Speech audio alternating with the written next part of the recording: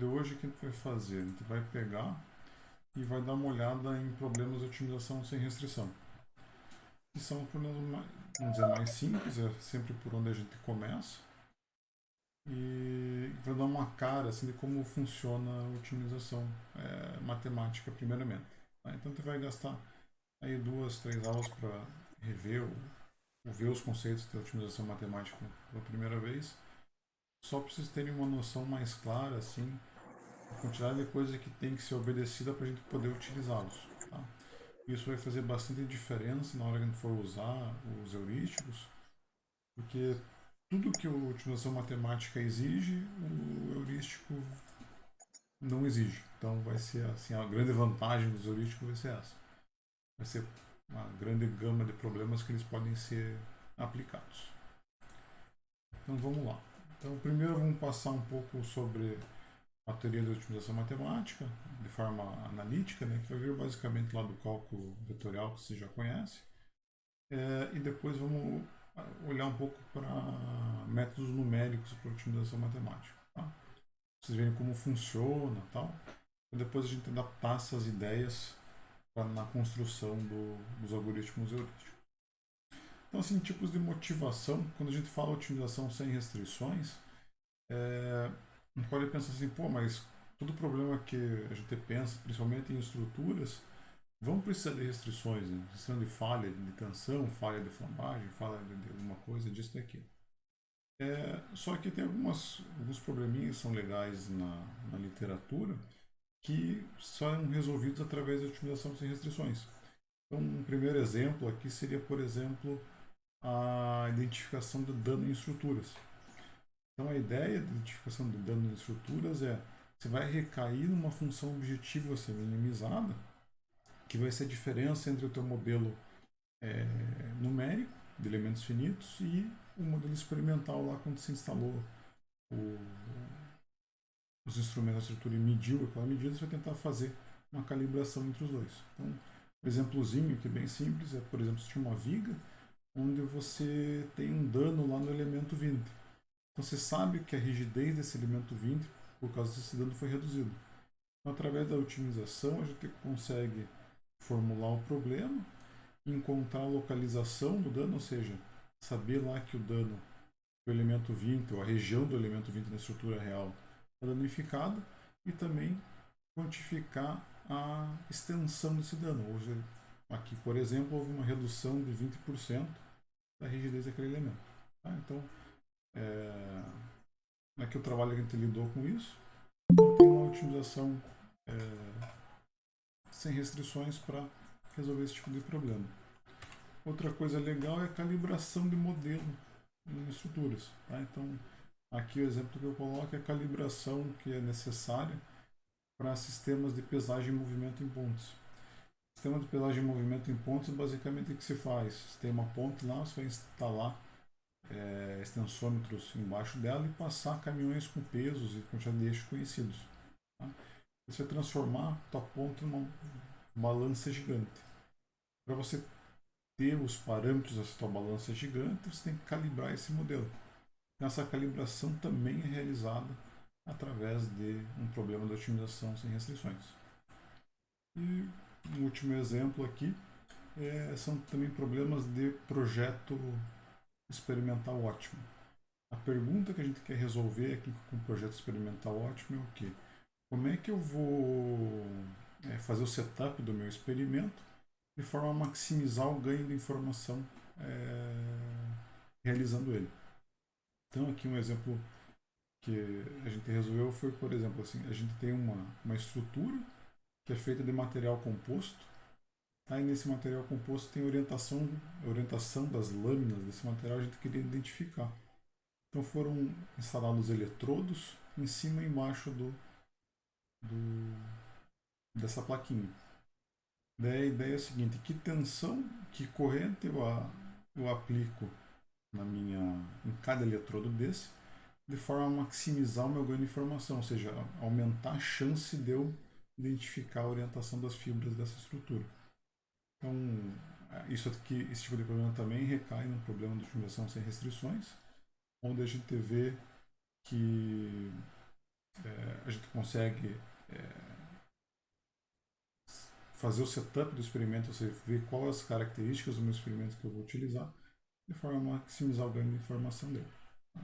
Então a ideia é assim que volta e meia a gente vai recair em probleminhas de otimização sem restrições. Aqui dei 3 aplicações práticas desse problema.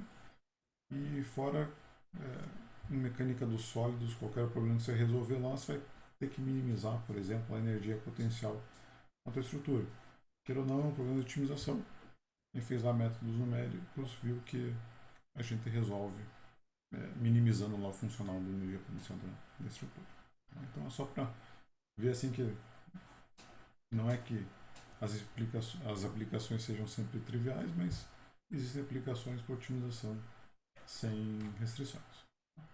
Então, um troço que eu não passei na aula passada, só vamos fixar uma anotação aqui, passando os slides, que assim, quando a quantidade for escalar, ela vai estar minúsculo e itálico.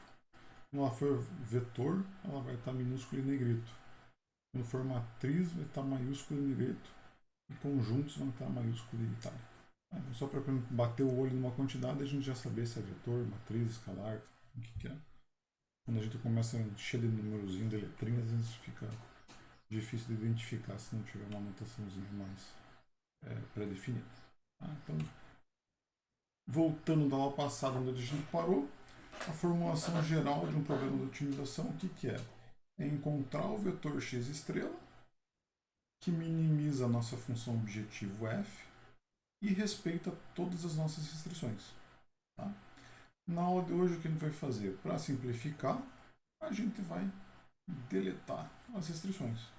Então, normalmente, um problema geral de otimização sem restrições, a gente quer minimizar a função objetivo e, eventualmente, manter as restrições de caixa, que é aquela que só diz respeito ao limite das variáveis de projeto. Tá? No intervalo, elas podem variar. Então, feito isso, vamos ver um probleminha bem simples de resolver. O que a gente quer encontrar? Né? O que é esse ponto que minimiza o tal do x estrela? Vamos pegar a funçãozinha lá, f de x igual a x ao quadrado. Tá?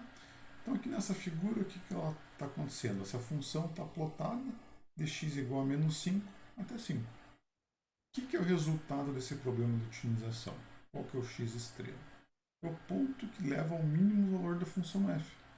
Obviamente, para esse problema que é bem simples, a gente já sabe que o ponto de mínimo é x igual a zero. Então, qualquer ponto diferente de x igual a zero, a minha função f de x vai valer mais do que zero. Tá? Então, a gente denomina que o ponto ótimo do problema é x estrela e a função, o objetivo ótimo, o f estrela, é igual ao quê? A função avaliada no meu ponto ótimo. Beleza? E nesse caso, é zero. Então, essa é a ideia de, vamos dizer, matemática olhando, matematicamente vendo o que eu quero encontrar. Tá? Eu sempre vou ter uma função, eu quero achar o ponto x que me dá o menor valor possível dessa função. Então, para a gente achar isso analiticamente, tem a teoria de otimização sem restrições. Então, como a gente está lidando com funções escalares, ou seja, ela transforma um vetor x num número real, o que eu posso usar para achar pontos ótimos? Bem aquilo que vocês viram em cálculo 1 lá da graduação. Então, basicamente, o que você faz para achar o ponto máximo, mínimo de inflexão de uma função? Você tira a derivada dela igual a zero. Tá? Quando você tira a derivada da função igual a zero, você acha os pontos estacionários dessa função. Esses pontos estacionários eles podem ser de mínimo, máximo, um ponto de inflexão. Tá? Em termos de teoria da otimização, a gente chama essa condição de ponto estacionário uma condição necessária da otimalidade. Ou seja, um ponto para ser candidato a ótimo, ele precisa ser um ponto estacionário. Ou seja, é a condição necessária da otimalidade. Então, em uma dimensão, é o que eu escrevi ali em cima, e repito aqui. Tá? A derivada da função em relação a x igual a zero. Em Rn, quando você tem um vetor de n dimensões, a condição necessária da otimalidade é que o gradiente da função seja igual ao vetor nulo. Beleza? O que é o gradiente da função? Ele é formado pelas derivadas parciais da função em relação a x. Tá? Então, por exemplo, aqui a derivada componente, o iésimo componente do gradiente de uma função é a derivada parcial da função f em relação à variável do projeto x. Beleza? Como isso aqui é um vetor, esse zerinho aqui está em negrito seria igual ao vetor nulo. Então, para achar pontos estacionários em Rn, a gente precisa achar pontos que façam gradiente da função ser nulo. Para a gente verificar se um ponto estacionário é um ponto de máximo, mínimo ou inflexão, a gente tem que verificar a condição suficiente de otimalidade, tá? Que seria o quê? Verificar a informação da derivada segunda da função. Então, se a derivada segunda da função for positiva, esse ponto estacionário é um ponto de mínimo. Se ela for negativa, esse ponto estacionário é um ponto de máximo. Ou se for igual a zero, é um ponto de inflexão. Beleza? Novamente, em uma dimensão, a gente tem a noção de derivada segunda. Tá? Quando a gente passa para n dimensões, a gente cai nessa igualdade.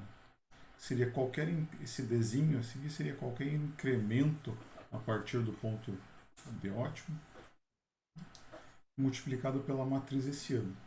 Essa matriz hessiana seria a matriz composta pelas derivadas segundas parciais da função em relação às suas variáveis de projeto. Então, como H é uma matriz, cada componente ij dessa matriz é a derivada segunda df em relação a xi e xj. Beleza? O que isso aqui quer dizer matematicamente para essa condição ser satisfeita?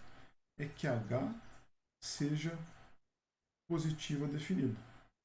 Se a matriz hessiana no ponto estacionário for positiva definida, isso quer dizer que isso aqui o ponto estacionário é um ponto de mínimo. Se for negativa definida, um ponto de máximo. Se for semi-definida, tanto positivo e negativo, vai ser um ponto de inflexão. Tá? Aí a gente começa a entrar em mais coisinhas matemáticas. Então, para eu mostrar que isso aqui tem que ser positiva definida, por exemplo, eu tenho que calcular os autovalores dessa matriz. Então, para ele ser positiva definida, todos os autovalores têm que ser positivos. E aí a gente vai se arrastando cada vez mais coisinhas matemáticas que a gente vai ter que incluir na formulação para fazer o problema funcionar. A otimização aqui matemática funcional. Tá? Então notem, a ideia aqui não é vocês saberem exatamente como funciona cada etapa aqui que eu estou mostrando, mas ver que quando a gente lida com matemática, a gente vai ter que nosso problema vai ter que obedecer um monte de condições. Indiretamente, aqui eu não comentei, mas se fosse um problema de otimização que se queira resolver, para você conseguir calcular gradiente, para você conseguir calcular a matriz hessiana, você precisa que a derivada segunda da função seja contínua. Tá? Então, não somente a função f tem que ser contínua, mas também como a sua derivada primeira e segunda. A gente começa a ver que não pode ser aplicado a todos os tipos de problemas essa formulação. Então, aqui é só mais para mostrar dificuldades que a gente iria enfrentar se a gente quisesse aplicar isso aqui a um problema, do que saber exatamente utilizar isso aqui na prática. Seria mais o caso do curso lá de otimização matemática. Tá? Então, um exemplo aqui de como é que você vai usar esse conteúdo é o seguinte: quero achar os mínimos locais dessa função. Tá? Então, qual seria o procedimento? Primeiro, achar os pontos estacionários, ou seja, os pontos que fazem a derivada primeira dessa função serem nulas. Então, a gente calcula a derivada primeira dela igual a zero. Tá? Então, você tem uma equaçãozinha do segundo grau, achando as duas raízes dela, você tem os dois pontos que fazem a derivada primeira dela ser nulo. Então, essa aqui seria a condição necessária da utilidade. Esses dois pontos podem ser considerados como candidatos a mínimo. Aí você vai verificar a condição suficiente, ou seja, a informação sobre a derivada segunda. Então vai calcular a derivada segunda dela e vai ver o valor da derivada segunda dessa função nesses dois pontos.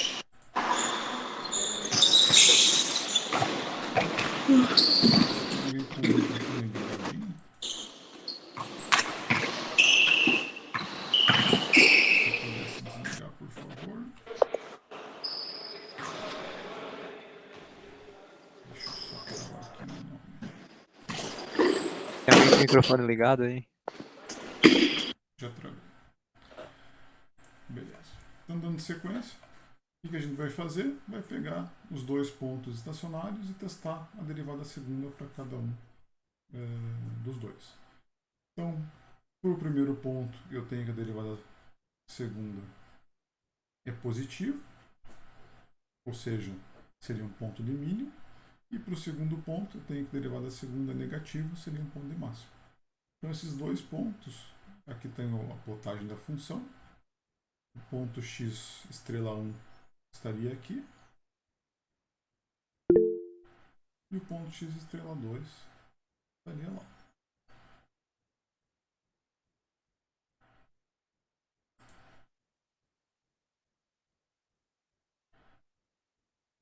Já retorna ali, Vanderlei. Então, o que a gente tem aqui? Para essa função, a gente encontrou um mínimo e um máximo. Tá? Aqui eu vou introduzir a primeira vez o conceito de mínimo e máximo locais. Notem, essa função, se você continuar plotando ela, ela vai até menos infinito para a esquerda e sobe até mais infinito para a direita. Beleza? Então, essa função, o problema do jeito que está posto, no máximo que você consegue encontrar são mínimos e máximos locais. Esse tipo de coisa vai gerar, quando a gente for passar para otimização utilizando métodos numéricos, a gente vai ver que a gente pode divergir fortemente dependendo do ponto inicial. A gente vai retornar esse conceito daqui a pouco. Então, só reexplicando a partezinha entre condição necessária e suficiente de optimalidade, é o seguinte: a necessária, o ponto tem que obedecer. Então, para um ponto ser mínimo, o gradiente da função nesse ponto tem que ser igual ao vetor nulo. A condição suficiente é a seguinte: se ele já obedeceu a necessária, se ele obedecer a suficiente, você sabe que aquele ponto é o mínimo máximo local. Tá?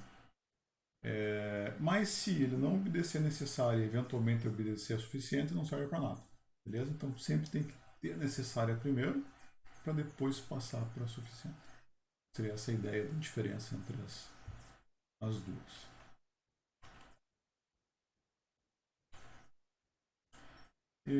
Aqui um exemplo em duas dimensões, só para a gente construir a matriz hessiana para ter uma noção de como ela funciona.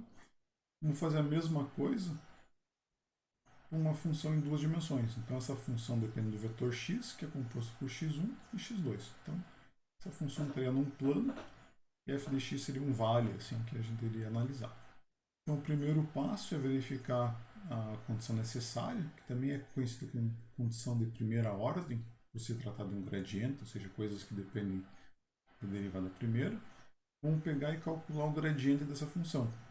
Ou seja, a primeira linha aqui do gradiente é igual à derivada primeira da função em relação a x1, e a segunda linha é igual à derivada primeira da função f em relação a x2. Beleza? Então, para você ter a condição primeira da otimalidade, você vai calcular esses dois caras e igualar a zero. Notem aqui que o problema já ficou um pouquinho mais complicado. Aqui você tem um sistema não linear de equações para resolver, para conseguir achar x1 e x2. Tá? Resolvendo esse sistema não linear de equações, vai ter duas soluções, tá? Ou dois pontos estacionários, que é igual a esse x estrela 1 e o x estrela 2. Então notem que como eu estou lidando com uma função em R2, agora os pontos ótimos têm, obviamente, duas dimensões. O que você vai fazer? Calcular o formato da matriz hessiana dessa função. Então, como ela é uma função de ordem de n igual a 2, a matriz hessiana vai ser uma matriz 2 por 2. Cada termo da função da matriz hessiana é derivada parcial, derivada segunda parcial de f em relação a x1, xi e xj. Então, a primeira entrada aqui ela seria o quê? Derivada parcial, derivada segunda em relação a x2. Aqui seria derivada segunda de f em relação à derivada parcial de x1 e x2, e assim por diante. Tá? Então, calculando esses derivados, vai chegar nesses termos aqui. Beleza? Substituindo x1 e x2 nesse formato de hessiano, a gente chega nessas duas condições. Então, aqui o que teria que fazer? Pegar, por exemplo, calcular lá os autovalores dessa matriz, calcular os autovalores dessa matriz e ver se ela é positiva definida, positiva ou negativa definida nesses pontos. Beleza? Então, analiticamente, a gente consegue ver que o processo é bem moroso para você resolver um problema. Então, normalmente, o que se faz na prática, quando você vai lidar com problemas mais próximos da realidade, a gente vai passar a usar métodos numéricos. O que são métodos numéricos de otimização? Qual que é a ideia básica de funcionamento deles? No método numérico, a gente vai escolher um ponto no domínio, tá? E vai começar a caminhar a partir desse ponto. Então, para a nossa função que a gente tinha anteriormente, vamos, por exemplo, escolher esse ponto aqui. Tá? X igual a menos 0,3, vamos dizer. Tá? Como é que ele funciona? Como a gente escreveu nossos algoritmos sempre em formato de minimização, os nossos métodos numéricos vão sempre descer a ladeira. Eles nunca conseguem subir a ladeira. Então a ideia de um método numérico de otimização é começar num ponto e ir caminhando ladeira abaixo até a ladeira acabar. Tá? Então a ideia é, comecei nesse ponto, dou um passo, chego num novo ponto. A partir desse novo ponto, dou mais um passo, chego em outro ponto. E assim por diante. Vai descendo a ladeira, até eventualmente cheguei aqui, dei mais um passinho para o lado, opa, começou a aumentar a minha função, o valor dela. Então, como o meu método nunca sobe, ele só desce, eu considero esse pontinho aqui o meu x estrela. Beleza? Então, os métodos numéricos para otimização sem restrição eles funcionam dessa forma. Começo num ponto e sempre desço a ladeira. Eu não consigo subir. Tá? Essa vai ser a regrinha básica deles. É como se tivesse um carrinho de rolimã na ladeira que ele perde embalo quando começa a inverter a forma da curva. Essa seria a ideia. Notem aqui que isso já pode ser problemático. Se eu começar nesse ponto e só descer a ladeira, eu vou descer ela até menos infinito. Tá? Numericamente vai dar problema. Então vai voltar nesse problema daqui a pouco. Beleza? Então a visão geral seria essa. Matematicamente, como é que a gente faz isso? A gente escolhe um ponto inicial. Aqui vai de praticamente chute, como intuição sobre o problema. Eu vou escolher um ponto lá, que eu acho que seja um ponto legal, e vou gerar uma sequência de pontos. Tá? Então, eu começo em x0, vou passar para x1, x2, vou caminhando para uma interação genérica t. Esse caminho, vou gerando essa sequência até chegar no meu x estrela. Tá? Como é que eu gero a minha sequência? Dado um ponto qualquer xt, como é que eu gero xt mais 1? Eu vou estar no meu ponto atual e vou dar um incremento nele. Tá? Esse passinho, esse incremento, a forma que ele é calculado, é o que vai diferenciar os diferentes algoritmos de otimização sem restrições. Então, para dar esse passo, eu vou utilizar aqui informação da função desse ponto, do gradiente da função desse ponto, ou eventualmente até da hessiana da função desse ponto. Então, aquelas coisas que a gente utilizava para checar lá a condição necessária e suficiente de otimidade, aqui vão fazer parte da escolha de como dar o nosso passo. Ou seja, visualmente, como sair de um pontinho qualquer para o próximo. Beleza? Então, essa atualização vai ser repetida até algum critério de convergência ser atingido. Tá? Como a gente está lidando com coisas numéricas, a gente não vai exigir, não vai, dificilmente vai falar igual a zero, coisas assim.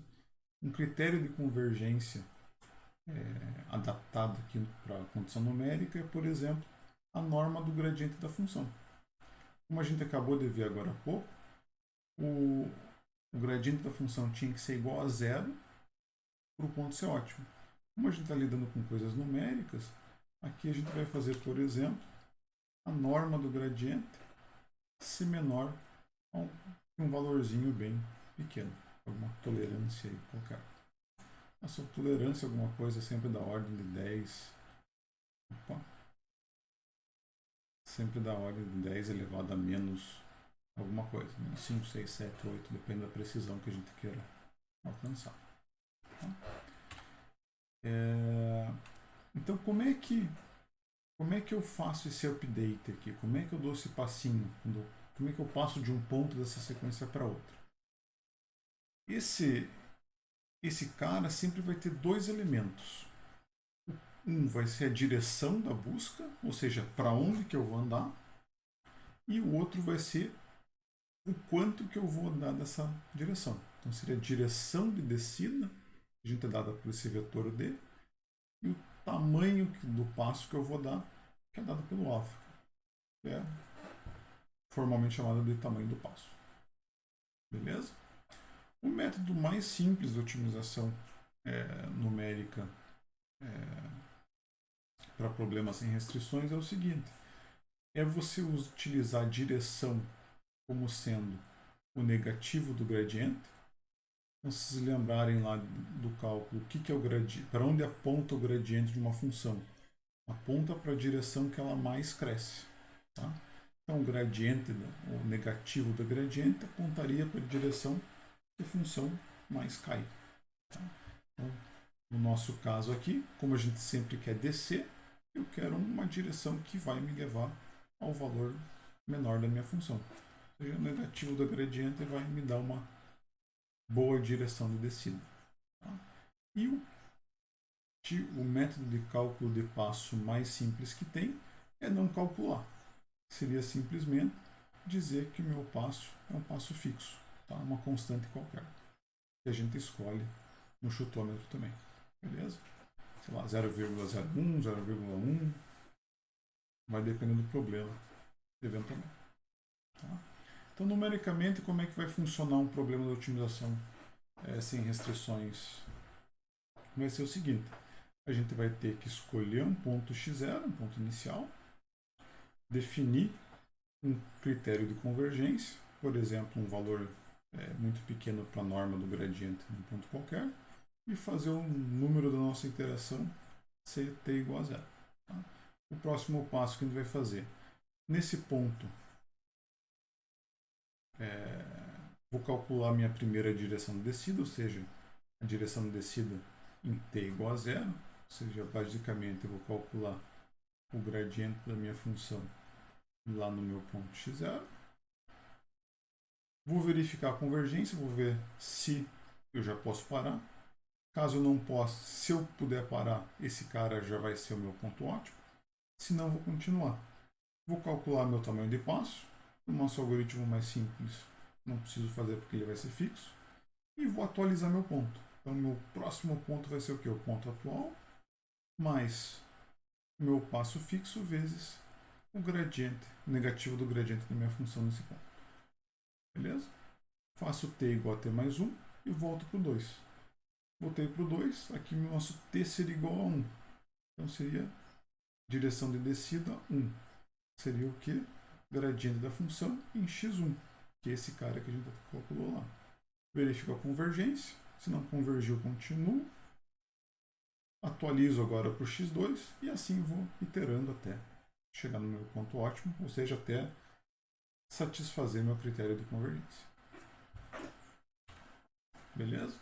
Então, na figurinha, como eu estaria funcionando? Eu escolho um ponto inicial, x0. Nesse ponto, calculo a minha direção de descida. Ou seja, a minha direção de descida, nesse caso, vai apontar em cima dessa linha. Dou o passo, ou seja, eu tenho essa direção, meu passo vai me levar para o meu novo ponto x1, que vai ser agora esse cara aqui. Tá? Então, esse x1 vai ser a coordenada desse ponto, xt, mais o passo vezes a direção, vim para cá. Beleza? Atualizo todo mundo, volto para o passo 2. Calculo a minha nova direção de descida. Nesse ponto, pela minha figurinha, a nova direção de descida vai ser para cá. O meu passo fixo, atualizo o meu novo ponto, chego no novo pontinho. E assim por diante. Calculo o gradiente, atualizo o ponto. Calculo o gradiente, verifico convergência, atualizo o ponto e vai iterando. Beleza? Então, no gráfico 2D aqui que vocês estão vendo, são as curvas de nível da função e o ponto sendo atualizado. x0, x1, x2, x3 até convergir de alguma forma. Beleza? Então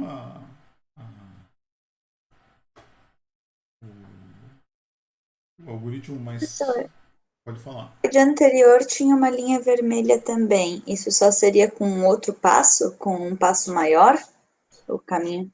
E seria aqui, eu peguei genérico de uma tese de um aluno, então seria Ah, tá. outro algoritmo, assim, outro método. Então o que a gente vai ter que fazer para qualquer algoritmo? Ter sempre uma direção de descida e um tamanho de passo. O mais simples, como comentei, direção de descida negativo do gradiente, tamanho de passo fixo. Tá? Então daqui para frente, o que vão ser os diferentes algoritmos de otimização? Vão ser diferentes combinações de como calcular a direção de descida e como calcular o tamanho de passo. Então, a direção de descida pode se utilizar. Aqui o mais simples usa o gradiente do ponto atual ou da iteração atual. Se eu utilizar também a informação do gradiente das iterações anteriores, eu caio na classe de método chamado de métodos conjugados, que eu conjugo, ou combino a informação do gradiente do ponto atual com do ponto anterior. Ou utilizo também métodos de Newton, que eles somam, utilizam para o cálculo da direção de descida também a função hessiana no ponto atual. Beleza? Então daqui para frente o que a gente faria lá no curso de otimização matemática seria se debruçar em cima desses métodos. Tá? Ver vários métodos. Ver método conjugado, ver método de Newton e aí abre um mundo, um leque inteiro. E diferentes tipos de cálculo de passo. Tá? Então, o mais simples, o cálculo de passo, ele vai requerer aqui a solução de um problema de otimização em uma dimensão. Então, uma otimização dentro da outra.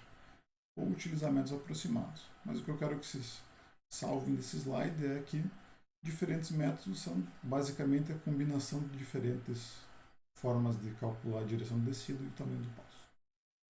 Beleza? Como a gente viu aqui, por exemplo, que a gente tem a linha, o caminho em preto e o caminho em vermelho, seriam a diferença entre dois algoritmos de otimização aí de um dado problema. Então eles vão ter naturalmente caminhos diferentes, mesmo partindo do mesmo ponto. Então aqui a gente volta para a noção de fala um pouquinho mais sobre a noção de mínimos, sejam locais ou globais. Tá? Naquele primeiro problema que a gente viu, ele tinha um problemão, que é o seguinte: ele tem um mínimo local e máximo local. Só que se eu for tentar buscar o global, se eu for tentar buscar o mínimo global, vai ser menos infinito. O máximo global, mais infinito. Numericamente, isso não tem como ser buscado. Então, se soltar o teu algoritmo para ele buscar o mínimo a partir desse ponto, ele vai descer internamente e vai travar o teu computador. Seria mais ou menos isso que vai acontecer. Então, o que a gente tem que fazer para um problema quando a gente está lidando com otimizações, problemas de otimização qualquer, no caso sem restrição? A gente sempre tem que manter o domínio chamado fechado, ter um bounded domain. A forma mais fácil de fazer isso acontecer é a gente colocar as restrições de caixa. Se eu colocasse restrições de caixa do tipo x tem que ser maior que um valor mínimo e menor que um valor máximo nesse problema, eu não teria essa instabilidade numérica que me traria a divergência do algoritmo. Então, se eu colocasse, por exemplo, o meu x mínimo tem que ser aqui x igual a menos 1. E o meu x máximo tem que ser igual a x igual a 2. Nesse caso aqui, a gente não tem esse problema de estabilidade. Tá? Então, para problemas numéricos, é sempre bom, principalmente com heurísticos, que a gente esquece a matemática, e as variáveis sempre ter limite, para ela não cair nesses casos aqui extremos. Normalmente, quando a gente está lidando com problema de engenharia, as coisas têm limite, então, naturalmente, a gente não vai ter esse problema assim. Quando a gente estivesse resolvendo um problema matemático qualquer, assim, é sempre bom ter ter um bounded domain, um domínio fechado. Tá? Então, para otimização matemática, isso aqui é indispensável. Para heurístico, vai ser uma das poucas coisas que é sempre bom ter, para não cair em problemas maiores. Então, aqui eu plotei uma outra função. Essa função, por exemplo, ela tem um domínio fechado. Ela vai aqui, o xl dela seria 1 e o xu seria 6. Então, nesse domínio aqui, a gente pode soltar o nosso algoritmo de otimização. Ele vai, no caso aqui dos métodos numéricos de otimização sem restrições, ele vai descer a ladeira até onde a ladeira acabar. Tá? Então, basicamente, é o seguinte. O que a gente tem nessa figura? Se eu escolher como x0 aqui, x igual a 3, para onde que meu algoritmo vai? Ele vai para a direita ou para a esquerda? Ele sempre desce. Então, ele vai ser obrigado a gerar a sequência dele aqui para a esquerda. Eventualmente, ele vai convergir para um x estrela aqui no ponto A. Tá? Aqui é 1, alguma coisa. Se eu escolher, por exemplo, o ponto inicial como sendo quase 6 lá em cima, o que vai acontecer? Ele não consegue subir. Ele vai sempre descer. Então, a sequenciazinha dele vai ser gerado também para a esquerda. E vai convergir para um ponto B aqui, 4, alguma coisa. Tá? Então, da mesma forma, se eu soltar o meu algoritmo a partir desse ponto, ele também desce aqui para o B. Então, ele sempre vai descer. Ele não tem essa capacidade de subir. Então, eventualmente, se eu soltar aqui, chego no A. Se eu soltar aqui, chego no B. Como é que eu chamo o A? O A é um mínimo local do meu problema de otimização. Tá? Ele é um mínimo, um subdomínio do meu domínio total. Então, se eu considerasse a minha função valendo de 1 até 2,5, esse cara seria o mínimo do problema. Mas como eu consigo achar um ponto B que tem o valor da função objetiva ainda menor, esse cara é conhecido como mínimo local. Para esse problema, o ponto B é o mínimo global.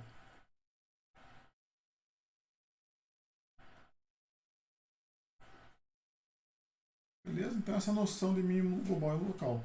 Global é o menor ponto possível que a função pode assumir, ou seja, no nosso caso é o ponto B, e o local são pontos mínimos em regiões delimitadas do meu domínio. O que acontece com a otimização matemática? Como ele só desce a ladeira, se ele vai chegar no ponto A ou no ponto B, depende do ponto inicial. Tá? Se eu colocar meu ponto inicial aqui em 3, ele chega no A. Tá? Só que, se eu estou lidando com um problema de minimização de custo, por exemplo, se eu começasse aqui em x igual a 4, eu chegaria aqui no mínimo bem melhor, que seria o global. Tá? Então, uma das limitações da otimização matemática é o fato deles sempre convergirem para um ótimo local que está aqui na chamada baía de atração, tá? da função naquele ponto. Seria, eu começo naquele ponto para onde ele sempre desce. Seria essa noção aí de basis of attraction. Beleza? O que vai ser a maravilha dos heurísticos? Eles vão conseguir convergir para o ótimo global, independente do ponto inicial. Tá? Então, essa é uma limitação que a gente vai conseguir superar quando a gente estiver lidando com algoritmos heurísticos. Beleza? Feito isso, então, vamos ver um pouquinho de como ficaria o algoritmo de otimização, esse mais simples no MATLAB, para a gente pegar o jeito de como utilizar ele. Então aqui eu vou encerrar o vídeo da aula nesse ponto e começar outro dedicado à parte do MATLAB.